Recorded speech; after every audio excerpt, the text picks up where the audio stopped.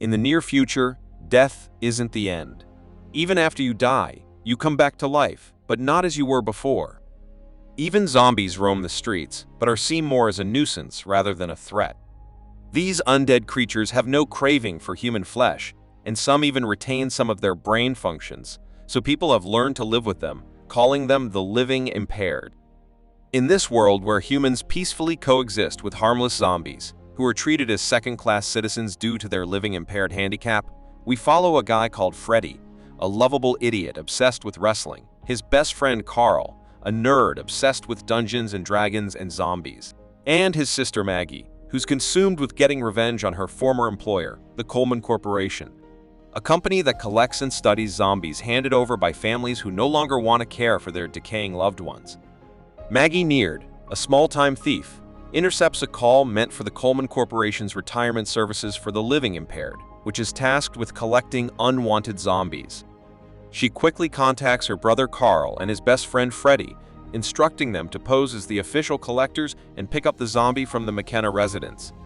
She also reminds them not to mess up like they've done in the past, hinting that this isn't their first time pulling off this kind of scheme. When Carl and Freddy arrive at the house, things quickly go wrong.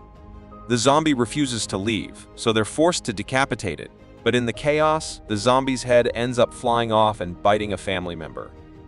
They quickly leave with the zombie before the real collectors from the Coleman Corporation arrive, leaving behind a newly turned zombie for them to collect instead. However, because the zombie they took was damaged during the chaos, Don, their black market contact, only pays them half of what they were expecting. Meanwhile, Hannity, a strict officer at the Coleman Corporation, scolds his collectors, Stanley and Rocco, for repeatedly letting the three thieves steal the zombies they were supposed to pick up. Furious, Hannity orders them to recover the $25,000 they've lost because of these mistakes.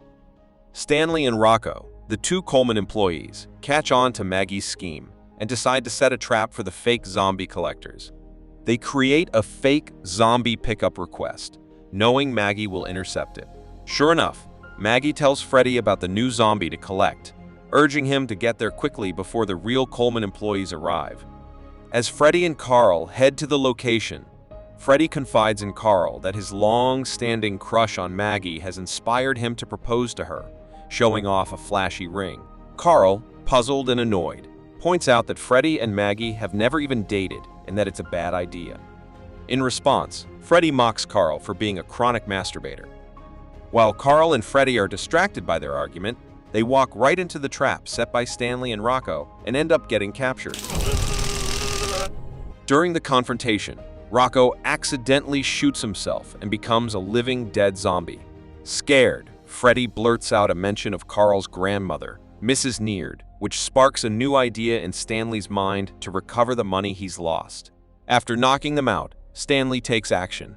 When Carl and Freddy regain consciousness at home with Maggie, they find a videotape left behind by Stanley and Rocco. In the video, the two reveal that they've kidnapped Mrs. Neard and are demanding a $50,000 ransom for her return. Desperate to come up with the money quickly, Carl, Maggie, and Freddy turn to Don for help. Don connects them with a controversial performance artist named Otto Maddox, who offers to pay them $50,000 if they steal the corpse of Debbie Jones, a famous actress who was the first to play a character similar to Vampira named Zelvarilla. Meanwhile, worried that the undead might soon outnumber the living, Hannity presents his Project Zoltan, an experimental gas meant to re-engineer zombies, to the Coleman Corporation's board of directors. During a demonstration performed by Dr. Judith West, the undead test subject's head unexpectedly explodes, leading to disappointing results. Bob Coleman, the CEO of Coleman Corporation, decides to terminate the project. However, Coleman soon dies in a freak accident involving a sex swing and comes back to life as a brain-damaged zombie. Taking advantage of this situation, Hannity seizes control of the company. Later, he then tests Project Zoltan on both Coleman and Dr. West to verify if it can turn zombies into aggressive and violent beings. That night, Carl, Maggie, and Freddy break into Country Hill Cemetery to dig up Debbie Jones's grave, only to find that her corpse is too decayed to be reanimated. While they're there, Maggie recognizes Stanley, her ex-boyfriend, when he calls to demand the ransom. During the call, Rocco accidentally shoots Mrs. Neard, turning her into a living impaired zombie. At that moment, Carl remembers Jane, an undead online sex performer he's obsessed with, who looks just like Zelvarella and could replace Debbie Jones. They decide to go to her workplace to get her. With Freddie and Maggie by his side, Carl goes to Jane's performance venue and persuades her to come with them. While driving, Freddie accidentally hits a zombie, causing the car to get stuck with the zombie and the lower part of its body tangled in the wheel. They struggle to free the car but are unsuccessful.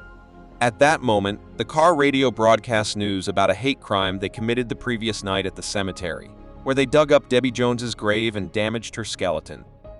The breaking news includes a video of the three, labeling them as armed and dangerous wanted criminals. After hearing the news, Jane panics and runs away while Carl, Freddie, and Maggie argue about their predicament.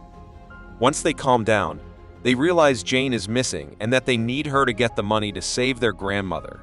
Carl chases after her, and they have a heartfelt conversation, ending with a moment of intimacy. Back at the car, a state trooper officer stops by to help Freddie and Maggie with a stuck zombie. When Carl and Jane return, they are alarmed to see the police officer. Fearing that they've been discovered by the police, Carl sneaks up behind the officer while Freddie and Maggie thank him for his assistance. Carl hits the officer with a stick, knocking him out, and then gets reprimanded for it. The trio leaves a note saying sorry and departs, leaving the officer behind. The trio escorts Jane back to Otto Maddox's private suite, located above his latest performance art show. Meanwhile, Hannity releases his project Zoltan Gas on the show floor, causing the zombies to suddenly turn violent against humans. Just as they are about to finalize the deal and receive the money, Carl has a change of heart. Overcome by his romantic feelings for Jane, he decides he doesn't want her to leave and calls off the deal with Otto.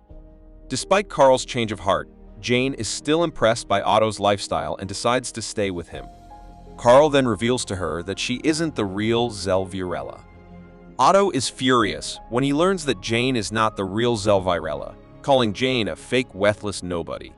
However, his outrage is cut short when an undead Mother Teresa arrives at the suite and kills him. While everyone else in the room fights off another zombie, Don seizes the opportunity to grab a briefcase full of Otto's money and escapes, but he is soon overwhelmed by zombies once he reaches the show floor below.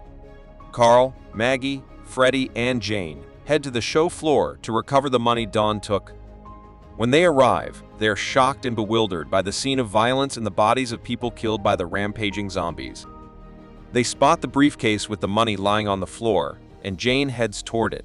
However, she plans to take the money and leave Carl, Maggie, and Freddie behind with the rampaging zombies. The trio then sees a news report on a small TV, which reveals that they are not only wanted criminals, but also declared bioterrorists for the attack on Otto's art show and for inciting violence among the zombies. Realizing they've been framed by the Coleman Corporation Company, they begin to fight their way through the zombies to escape. Just then, Hannity's men arrive and start shooting the zombies, providing some much-needed help. Hannity announces that he has captured Jane and intends to expose what they've done to the zombies, declaring that zombies and humans will no longer coexist. He reveals that this was his plan all along. By framing Carl, Maggie, Freddie, and Jane, the human population will blame them for causing the living impaired zombies to suddenly become violent toward humans and now crave human flesh. Hannity also revealed that he aims to incite a permanent war between zombies and humans, leading to a world apocalypse. Just then, Stanley reveals himself as one of Hannity's henchmen in disguise. He unmasks and takes Hannity at gunpoint, turning the tables on him. However, Stanley, momentarily distracted and frustrated by Carl and his friends, gives Hannity the chance to knock him out and take his gun. Despite this, Freddie manages to get close to Hannity and breaks his neck. However, Hannity quickly comes back to life as a living impaired zombie and shoots Freddie. Maggie reacts fast and kills Hannity by decapitating him with a buzzsaw. Freddie reveals he survived the shooting because the bullet hit the ring he intended to give Maggie as a marriage proposal. In the chaos, Stanley grabs the money briefcase and escapes. However, he gets bitten on the butt by a zombie's head in the process, turning into a zombie himself. 2 weeks after the chaos, Carl, Maggie, Freddie, and Jane have managed to stay out of prison for their alleged terrorist activities. This fortunate outcome is largely due to the fact that Hannity's viral gas has turned the world into a full-blown zombie apocalypse, which has completely transformed the world into a living nightmare. Now, the group continues to survive in a diner owned by Freddy's Uncle Dave, where they are trying to adapt to their new reality and survive. They're joined by Rocco and Mrs. Neard, who have also become part of their makeshift family. Meanwhile, Stanley, having escaped with the money briefcase amidst the turmoil, is seen wandering through the desolate wasteland. Despite his newfound zombie state, he is still clutching the briefcase as he roams, highlighting the ongoing struggle and uncertainty of the world they now live in. And that's where our movie ends. Thank you so much for watching. If you enjoyed this recap, don't forget to hit the like button and subscribe to our channel for more movie summaries and recaps. We'll see you in the next video.